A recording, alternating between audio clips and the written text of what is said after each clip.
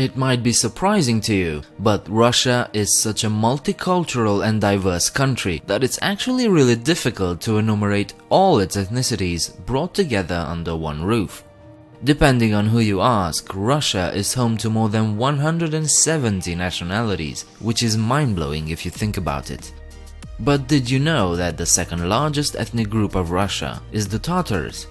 Hello, and welcome to 7 Facts. With almost 4 million people and 68,000 square kilometers at their disposal, the Republic of Tatarstan is one of Russia's best performing federal subjects. The region is located approximately 800 kilometers east of Moscow, which is not that far by Russian standards. Most inhabitants are ethnic Tatars, followed by Russians, and then there are the Chuvash, Mari, Udmurts, Ukrainians, Mordins, Bashkirs, Azerbaijanis, Uzbeks, Armenians, Tajiks, and even Jews. This is a very diverse region of Europe with a long and rich history. It's a shame that so very few people know anything about Tatarstan. So let's rectify that. The earliest known organized state within the boundaries of Tatarstan was Volga Bulgaria. Around the same time, Magyar tribes were also inhabiting this area, but were gradually replaced by Bulgar groups. The state gained independence and repeatedly entered military conflicts with Kievan Rus. In the 13th century, as a result of the Mongol-Tatar invasion, Volga Bulgaria fell to the armies of the Mongol princes and became part of the Golden Horde.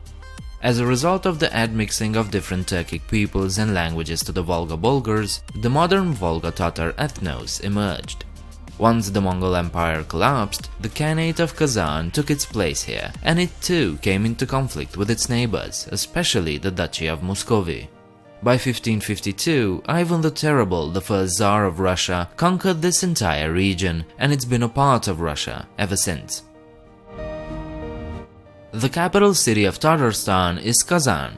This city is often quoted as the third capital of Russia due to its rich cultural and historical heritage.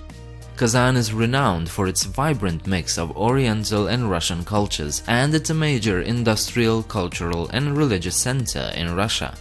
Probably the most renowned landmark of the city is the Kazan Kremlin. A Kremlin is a citadel or fortress. This is a UNESCO World Heritage Site built by Ivan the Terrible himself on the ruins of the former castle of Kazan Khans.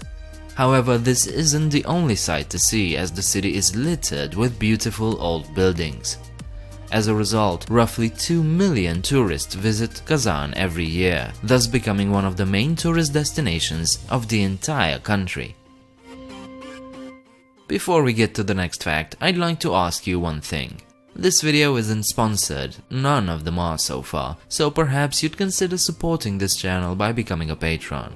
If you still enjoy my content, go visit my Patreon page and help this channel out. Right, with that said, let's go to fact number 4. Another gorgeous site of Tatarstan is the village of Sviazhsk. It is often referred to as an island since the construction of the Kuibyshev Reservoir in 1955, but it is in fact connected to the mainland by a causeway. Sviazhsk was founded in 1551 as a fortress, which was built within just 4 weeks. This architectural complex includes 4 monasteries, 3 churches, 2 cathedrals, and a bell tower. The Assumption Cathedral and Monastery is also a UNESCO World Heritage Site, and, well, just look at this place.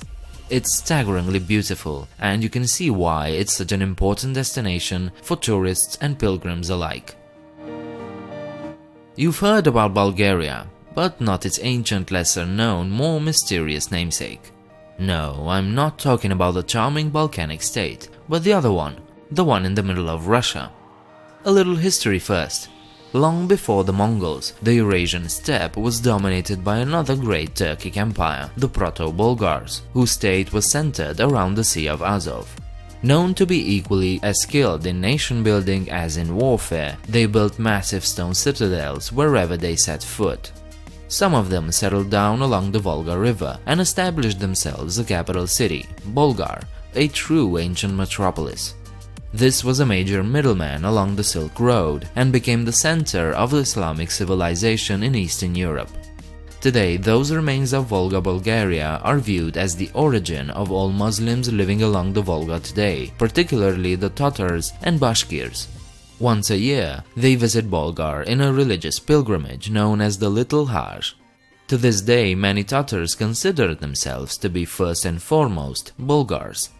Oh, and this too is a UNESCO World Heritage Site. Both Kazan and the entire Republic are noted for their centuries-old religious tolerance. As a testament to this fact, a truly unique religious center was built in Kazan, the Temple of All Religions. Looking like a fairy tale castle, it actually consists of several types of religious architecture, including an Orthodox church, a mosque, and a synagogue, among others. It is still under construction since 1992, started by local artist and philanthropist Ildar Kanov. Eventually, the structure will have 16 cupolas, corresponding to the 16 major world religions, including past religions that are no longer practiced. The structure is not an active temple of any religion, but rather acts like a statement about the people of Tatarstan. All are welcome here. Russia's newest subway system, and the only one built after the collapse of the USSR, is in Kazan. Opened in 2005, the Kazan Metro is still expanding, but as of right now, it's one of the shortest, if not the shortest subway system in the world. It stretches 16 kilometers and has just 11 stations. But that's not important, because the people of Kazan have been waiting for the subway for nearly 100 years. The first talks about a rapid transit system in Kazan began in the days of the Russian Empire. But then the October Revolution came, and with it the Civil War. But that eventually ended, so in the 1930s the plans were reignited. And then World War II came, and all such plans were scrapped. After the war, only the largest capitals of the Union could afford a metro system, so Kazan fell behind, until 1979 when they passed the 1 million mark. Geological surveys began in 1984, construction plans were done by 1989. Then, the Soviet Union collapsed. Luckily for Kazan, throughout the 1990s, the status of it being the most visible and prosperous autonomous capital reinforced its position, and finally, in 1997, construction began. Please leave a like and subscribe if you enjoyed this content. Leave your comments downstairs, and don't forget there's a Patreon page where you can support this channel. I hope to see you next time. Bye.